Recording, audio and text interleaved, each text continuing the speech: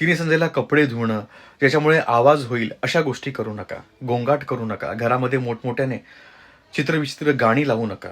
Cartoon लावू नका. मित्रांनो, तर काय केलं पाहिजे? न्यूज देखील लावू नका. मित्रांनो, घरामध्ये अशी शुभ लहरी येतील असा ओंकाराचा स्वर करा.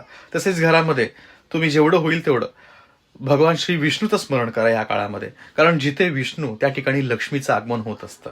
तिन्ही सांजेला विष्णू सहस्त्रनाम, व्यंकटेश स्तोत्र तसेच श्रीराम स्तोत्र देखील म्हणत जा. धन्यवाद. तिन्ही सांजेला आपल्या घरामध्ये आपलं घर प्रकाशमान असलं पाहिजे. घराच्या बाहेर देखील दिवा लावला पाहिजे. तुपाचा, तेलाचा कुठलाही चालेल.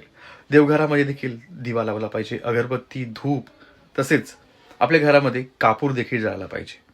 आपल्या घरामध्ये लहान मुलांना केशर, अष्टगंध किंवा हळदी कुंकूचा टिळा नक्कीच लावा. तुम्ही स्वतः देखील लावा आणि अनुभव बघा घरामध्ये किती पॉझिटिव्ह ऊर्जा राहते, घरामध्ये शांतता राहते.